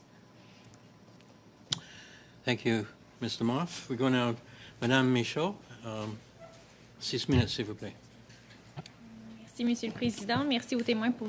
Thank you, Chair, and thank you to witnesses for your presence here. It's most appreciated. I invited the Quebec Association of Hunters to appear today, so we're very happy to hear from the Ontario Association. I'm sure that you have similar positions, but it's still interesting to hear from you. And as I looked at your internet site, I noted that there was a call to action regarding Bill C-21. And you were describing the reasons for your disagreement with the proposed amendments as proposed by the government. Among those reasons, you said that you were concerned with the impact on hunters because several of these firearms are used by hunters across the country. So maybe I'll piggyback on what my colleague Ms. Danoff said. You talked about the SKS, and we've heard a lot about that. You said several weapons. Can you give me examples of weapons which are currently used for hunting which were on that list? Did your members identify the fact that the weapon that they were using was on the list? I don't have a list in front of me, unfortunately. I will call back to a report that a colleague of mine authored. It was actually in response to the May 2020 OIC, so it's a little bit further back than the amendments and the new firearm models that are on G46. But we surveyed a large number of hunters across Canada and asked them, of these newly prohibited firearms, which were non-restricted, a day ago, which ones of these, which models are you currently using or were you using for legitimate hunting purposes in Canada? And at that time, we identified, the survey respondents identified, I believe it was about 64 models at that time. Of course, the currency data is a little bit different, and the impact of the amendment and obviously whatever final wording would be imposed or would be adopted would dramatically affect what is actually on that list, right? So the Plinkster, for instance, we can go through model by model. The concern and some of the uncertainty, I will admit, is in the interpretation of some of those proposed amendments. We heard, I listened to hours of standing committee testimony and the experts from the RCMP and Public Safety Canada and the Canadian Firearms Program and so on and so forth. And they were very forthcoming about what they intended the interpretation of those amendments and those provisions to be. They're not the final arbiters of the legal interpretation of those amendments. The final arbiter is a court of law. So if there is that much confusion in the interpretation of an amendment, then at a bare minimum, it needs to be looked at again, almost certainly reworded, and if it's that bad, it needs to be withdrawn. And that is ultimately what is going to drive the makes and models that are on G46. Donc, je comprends que vous déplorez la façon dont le gouvernement. So you deplore the way the government proceeded. It was complicated to understand which model was prohibited and which model wasn't. Well, I'll let you answer. I think the answer is yes. Merci. Thank you. We received an explanation, a detailed explanation, which is very brief. At some point in committees, we had officials here, and we asked them to give us a written explanation. And it's actually easy to understand, but we had a lot of trouble understanding it. It seemed unclear, but this was interesting to see that Appendix 1 dealt with weapons which have already been prohibited since 1990, since the 2020 OIC. And then in Appendix 2, they talked about subparagraphs 97 to 232, which referred to weapons which would be prohibited with the additional amendments. We're talking about approximately 480 brands and models of weapons which are currently not prohibited. So that doesn't add that many. I agree with my colleagues that there was all kinds of misinformation circulating, because if you typed Control F into the document and you had a model number, you thought that it was prohibited, and you could talk about a completely different model. Or, there was a heading previously that said, except for these models. And so it created a lot of confusion. So to try to clear things up, I'm trying to see what's being done elsewhere. Because sometimes it's a good idea to compare what's being done in other countries and to see how they proceeded. The committee analysts and the library were kind enough to prepare a document for me quickly. And I have the New Zealand example. The way they proceeded is somewhat similar to what the government was proposing with G4 and G46. But there is a line that was of particular interest. It said the bill wishes to preserve access to semi-automatic weapons of lower capacity recognized for being used by hunters and farmers. So we see that in New Zealand they proceeded similarly, but with that attention for farmers and hunters and perhaps even Indigenous peoples using certain models. Now, we understand the government is going to go back to the drawing board and try to come up with something. Do you believe that in this new proposal there should be this kind of attention for hunters and farmers and Indigenous peoples as New Zealand did? That's an excellent question, and thank you for that detail. I would have to think about that a little bit harder. I will say, though, that going back to the trust concerns that Ms. Dancho echoed, even if something like that were written into this legislation, the government has lost the trust of many people in the hunting community. So those people might not trust the government to actually say, you know what, you've identified this as a legitimate hunting rifle, so as promised, we will not prohibit it. That trust is gone, and it's going to take a long time to rebuild that trust. So while on paper it seems like a very logical compromise, I'm not sure it would go nearly far enough to assuage the concerns of the hunting community. Thank you. Merci, Madame. We go now to Mr. Julian. Go ahead, please. 6 minutes. Thanks, Mr. Chair, and thank you so much to our witnesses. This is all part of the feedback that we need to get as a committee as we look to next steps after the withdrawal of the amendments. Dr. Langmann, I would like to start with you. You have stated that even with the increase in firearms, there was the rate of homicides, suicides did not change between 2003 and the last year of the study, right? Yeah, so there's been no overall, so there's a fluctuation that occurs, but statistically there isn't an increase associated with an increase in the rates of firearm ownership. Okay. Have you been, as part of your study or as part of your work in analyzing other countries, you referenced Australia and England, Madame Michaud has just referenced New Zealand. Have you also done analysis in terms of untraceable or the rise of untraceable ghost guns, firearms that are not, we're not able to register or trace them? Has that been part of the study work that you have done?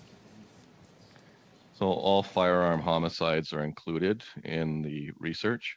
Unfortunately, Statistics Canada doesn't label guns as ghost guns. They'll label them as other at times, sometimes if it's difficult to identify or they just were not identified in the report. So currently there's no real record of specifically ghost gun homicides or ghost guns used in crimes. Statistics Canada treats ghost guns as kind of a ghost in terms of the statistical follow-up. It's a new era. It's a new thing that we're starting to see, right? So they're going to have to catch up with their methods, and so will the police services that report these to Statistics Canada. I mean, anecdotally, in terms of the news, we've in the United States, I understand there's been a 1,000% increase in the use of ghost guns. So I understand the statistical problem, given that it's not actually something that is tracked by law enforcement on this side of the border as much, or by Statistics Canada. Is this something that is part moving forward that you would like to study or quantify? Because it appears to be an increasing problem, but obviously not something, as you point out, it's something we have to catch up on. I mean, it's definitely something I would like to look at. Unfortunately, right now, the data doesn't exist. Okay. You referenced gang violence. I know you've provided recommendations on anti-gang strategies, which has been really important. Do you see a link between the use of ghost guns and gang violence? And though I understand you can't quantify that this is something that should be of increasing concern to all of us who are looking at public safety? Anecdotally, it is. The rates have increased, and of course, as measures are taken to restrict firearms ownership, there will be a black market that exists, and we're starting to see that these things being printed Also, 3D printers are becoming a lot more common across North America as well. So it's one of those things where you're going to start needing to target the demand side of the equation. You're trying to control the supply side right now by banning firearms based on spurious definitions. And really, if you don't start targeting the demand side, you're not going to see any benefit. You're targeting usually legal gun owners who are going to comply with the regulations. They're the least most likely to be involved in criminal activity in this country. They've already gone through screening. And so it's no wonder that when I look at these legislations, I don't see any benefit, because you wouldn't expect to get any marginal benefit on a group that is already such a low risk. That's probably where you should start directing your work, is towards the demand side. Yeah, so given that, you have recommendations that you would make to this committee on the demand side, and specifically understanding the difficulty in quantifying the extent of the ghost gun problem, how as a committee we should be looking at that issue as well. Well, the difficulty is, I mean, for a lot of criminals, they just need the gun for one purpose at one time, and then they can throw it away. And so even a printed polycarbonate barrel, one use, and then it's done. So the recommendations I would give you would be to start targeting youth at risk, very early at risk, so that are starting to get involved in criminal activity, and start youth diversion programs, diverting them away from that activity. Cognitive behavioral therapy, starting to work on the significant methamphetamine problem that we're seeing in all our communities across this country. Currently, my emergency department right now behind me is full of patients that are intoxicated or suffering from psychosis from methamphetamine abuse. I think that really this focus on a small segment of society that uses firearms for generally a legitimate purpose is maybe diverting your attention from a significant need right now, which is to start looking at diversion right away and funding those areas. There was, like I said, a 2012 report by Thank you, Doctor. I'm going to have to cut you off there. No problem. Thank you, Mr. Julian. We'll start our second round now with Mr. Lloyd. Mr. Lloyd, please go ahead, 5 minutes. Thank you, Mr. Chair. The whole premise of why we're here today is because it was believed, a group put forward the argument that we needed an evergreen definition of what an assault-style weapon would be, because the argument was made that gun manufacturing companies are attempting to circumvent Canadian laws by introducing new models into Canada that are not covered by our existing laws. Mr. Ryckman, you are well-versed in firearms. Is there any evidence that that gun manufacturing companies are attempting to do this, as has been claimed? Yeah, unfortunately, I probably can't speak intelligently on behalf of the gun manufacturers, although I will say that generally speaking, any business responds to the market. Generally speaking, the concern that we have with the evergreen definition in general, our position is that any attempt to adopt an evergreen definition of a prohibited firearm, expanded in such a way that it tackles or includes semi-automatic centerfire rifles and shotguns, will impact the hunting community, plain and simple. Thank you for that. To rephrase sort of, I mean, as a hunter myself and hunters that I know, the firearms that we use have been firearms that have been used in this country for decades and decades. Would you say that the vast majority of firearms used by hunters that you represent are models and makes of firearms that have been used for a very long time in this country? Certainly, currently, yes, that would be the case.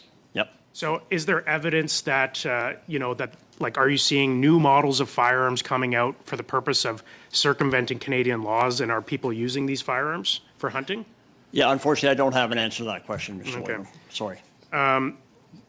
Now, Dr. Langmann, sort of similar question.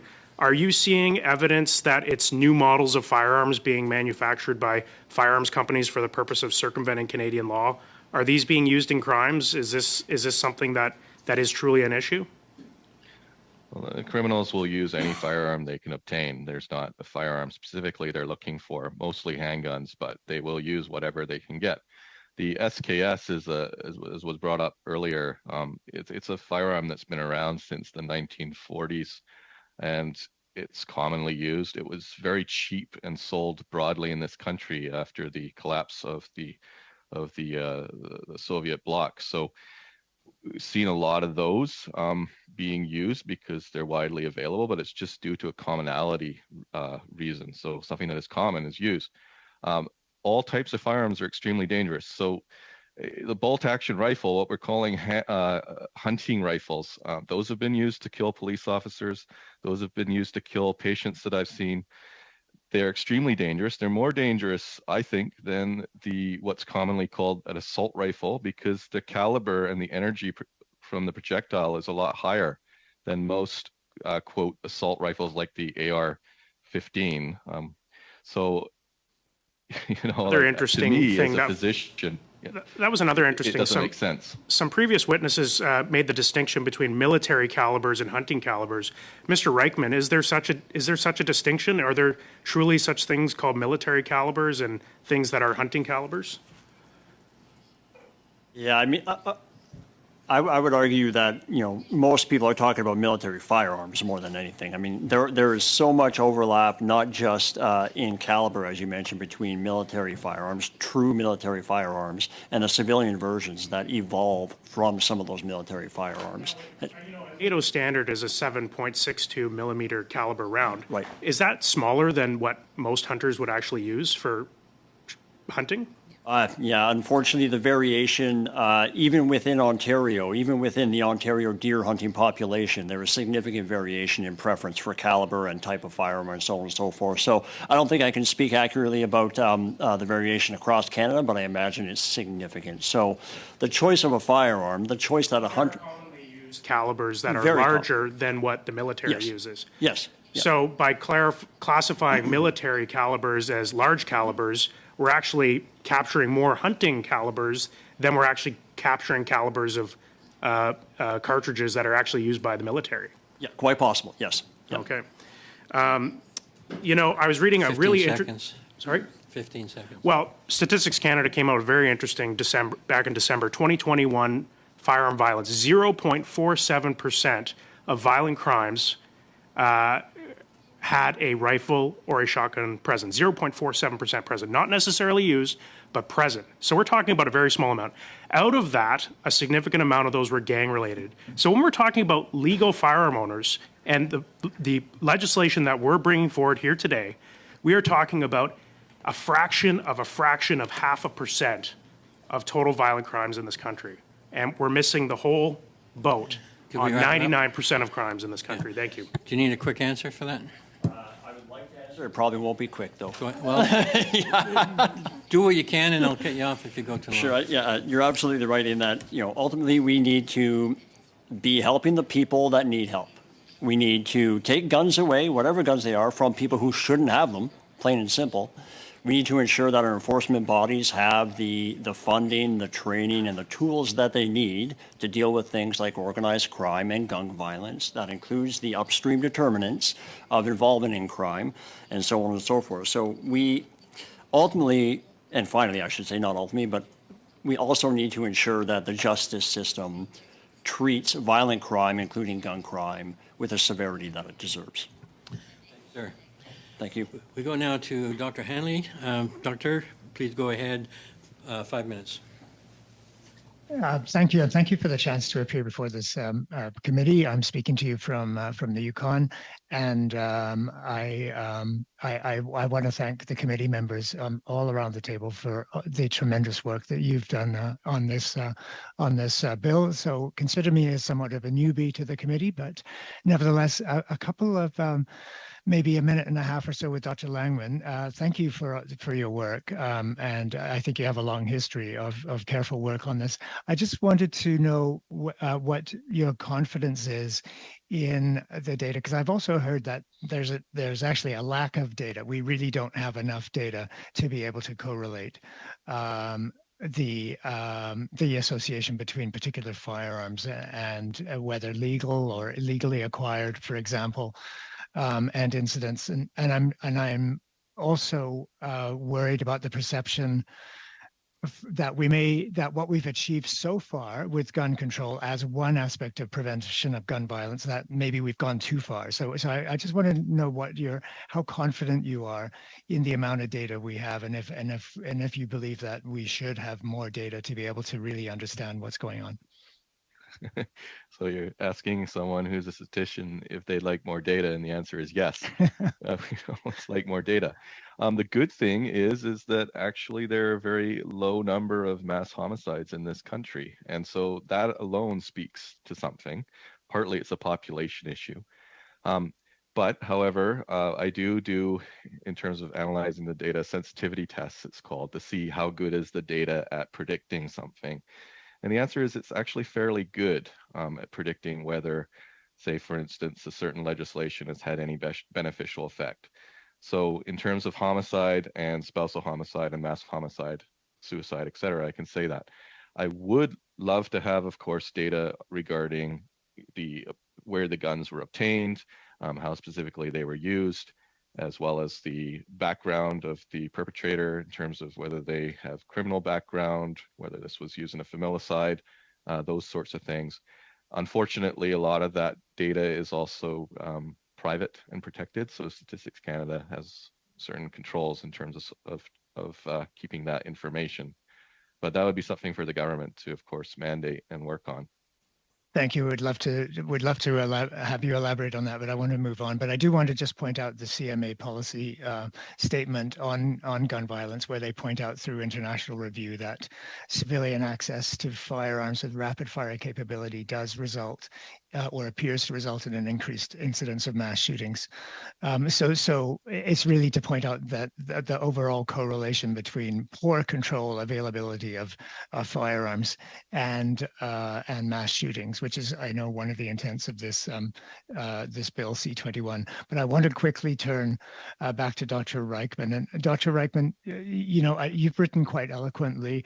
I've read some of what you've written on your website about trying to find common ground. So maybe in an attempt to find some common ground here, I haven't, despite I'm sure you're aware of many of the concerns expressed from my constituents in the Yukon, but I haven't yet met anyone in the Yukon who does not deplore gun violence. And I also want to commend what I just heard from the testimony of the witness from PolySeSouvient in the previous hour, a powerful testament to the value of hunting. So I see that there is possibility to converge on some common ground.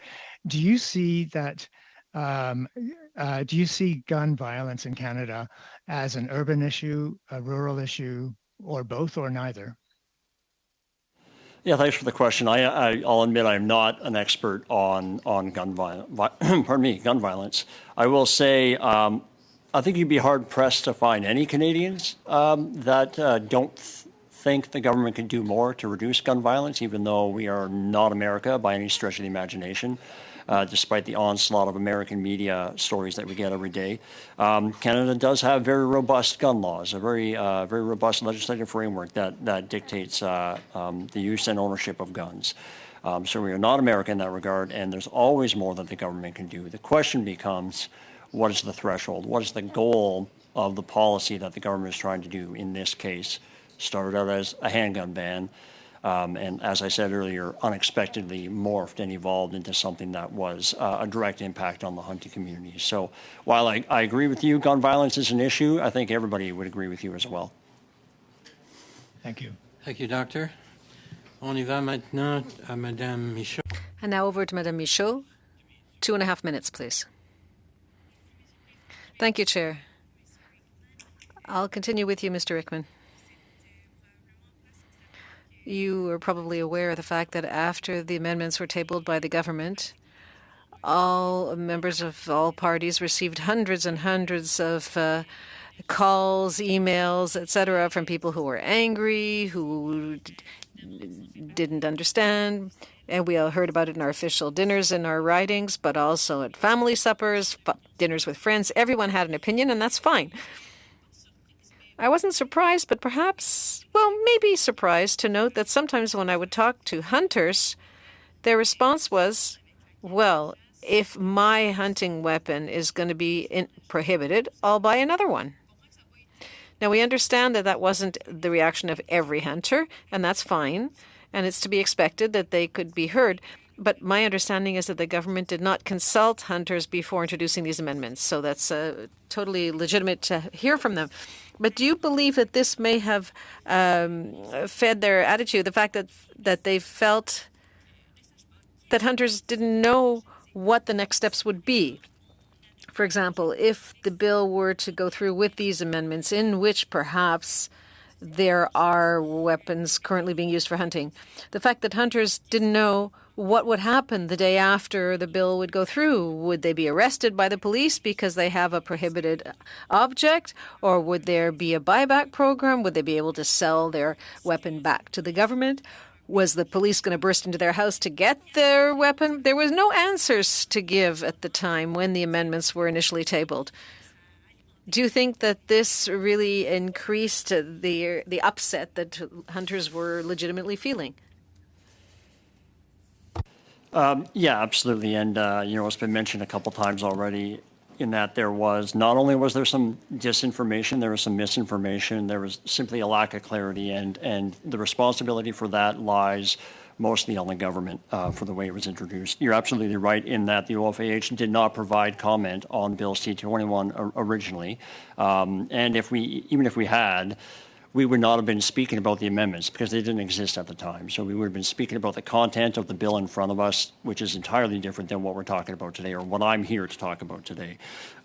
So uncertainty is absolutely a driver of concern. Not just uncertainty about how to interpret some of those provisions that were being proposed, uncertainty about whether or not the RCMP was going to be knocking on somebody's door and taking their gun, whether or not they were going to be properly compensated for property that they legally owned the day before.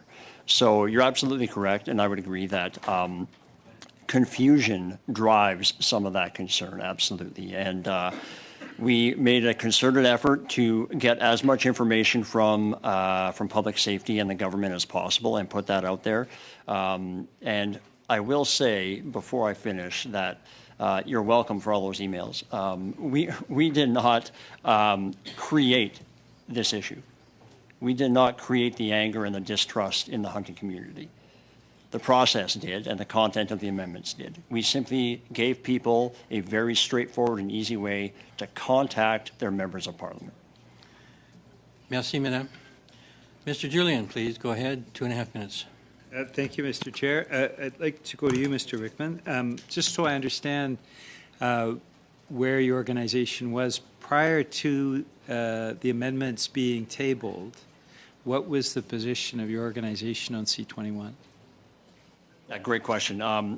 Without going into a huge summary of our submission, I'll leave it at there were some concerns about C-21, some impacts on people having their firearms taken away through the red and yellow flag laws, for instance, without a proper hearing or without notice. Not necessarily anything that could be assuaged through amendments, for instance. I will also say, though, that the amendments that we're here to talk about today, or that I'm here to talk about today, are clearly an impact on the hunting community, and that is our mandate to promote hunting. Part of our mandate is to promote hunting in Ontario and do what we can to protect that heritage. A lot of the content of Bill C-21 itself lies outside of our charitable mandate. So while we may have some concerns, there isn't a whole lot of lobbying that we necessarily do on some of those provisions. Yeah. So the amendments certainly changed that. Absolutely. Yeah. Okay. You mentioned, and I may have misunderstood, so please correct me if I'm wrong.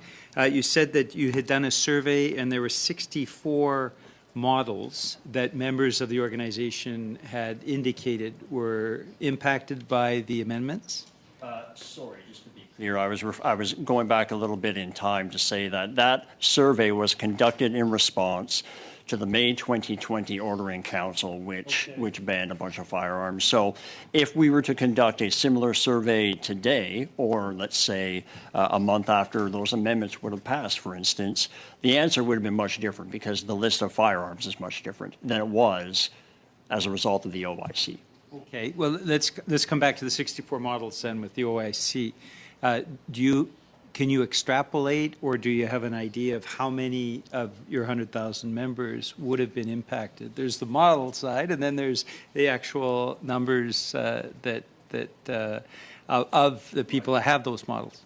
Yeah, that's a great question. Those details I don't have off the top of my head. I do have a copy of the report. It's fairly extensive that I could provide to the clerk if there's interest in me doing so.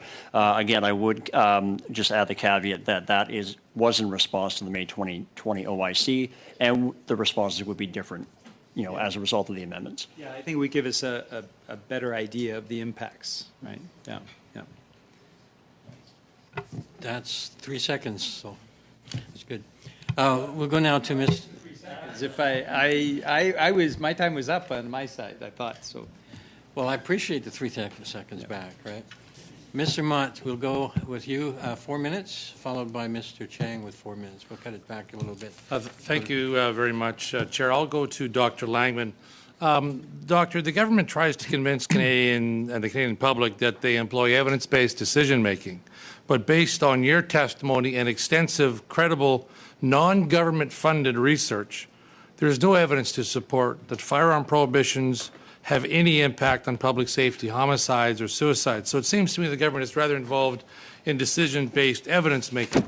So I think the committee really has to ask itself, would we rather have less firearms as they're proposing in our community, or would we rather have less criminals committing crimes with illegal firearms? And I mean, I will say that it seems to me that the lazy approach is to just outlaw firearms as they're trying to do. But your research, in your research, this would have a corresponding effect, you say, in nothing to do with ending gun violence, ending homicides, mass homicides, suicides, domestic violence. In the time that's left, can you please explain your thoughts on that, please? Sure. I mean, the current proposals even confuse me because they're talking about assault weapons, and in terms of research, it's really hard to know what even that means. Because in my mind, they're probably talking about semi-automatic rifles. And so if you look at all the research, both that I've done and in other countries, actually, so Australia did ban majority of these, as well as Great Britain. And there's no evidence that it's reduced the homicide rates there. The fact is that people can still use other types of firearms, so bolt-action rifles. Derek Bird in 2010 drove around Great Britain with a shotgun and a bolt-action rifle and killed 12 people. So it's possible to commit these acts with any type of gun. What the legislation seems to do is it targets the sort of legal gun owners, and it doesn't seem to target. It did in terms of some of the mandatory minimums, but for the most part, it seems to target legal firearms owners with a variety of legislation and restrictions. And you're targeting a group of people that are rarely involved in criminal behavior.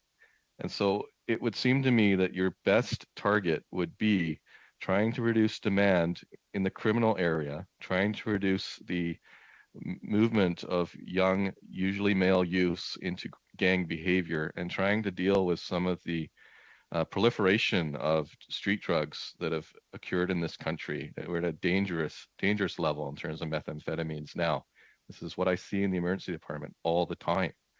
And all I hear is we're targeting a bunch of hunters. It doesn't make any sense to me. It seems like we have our blinders on almost to what's going on around us. And I could go on, but I think that. Please do. I have a minute left. The floor is yours. Very well. I mean, just to go back to this assault weapon. No, it's no wonder to me that we have this strange list. And we have some guns in it, some not, and it doesn't seem to make sense to anybody. And it doesn't make sense to me as a researcher because to me, it would be based on, you know, the action of the actual rifle. So is it a semi-automatic rifle? Is it a bolt action rifle that we're concerned with? And then are we concerned with the fact that most hunting rifles actually use high caliber, high velocity, high energy projectiles that can cause serious damage, and yet we're talking about those as if they're not a concern, and yet these sort of assault rifles like an AR-15 that uses a small caliber is somehow our big concern. You need a better definition if you're going to do anything, and if your definition is does semi-automatic rifle bans result in reduction in homicide, the answer is no. No, there's no good research that shows that from the United States, from Australia, from this country. So choose something else. Thank you, Doctor. Thank you, Mr. Motz. We go now to Mr. Chang. Mr. Chang, go ahead, please. 4 minutes. Thank you, Mr. Chair. I cede my time to the committee, so if you like, we can adjourn the meeting. Very well. Thank you all for your time here today, and thank you to the witnesses. It's been most helpful. Your expertise and experience will help us a lot. So thank you all. And with that, we are now adjourned.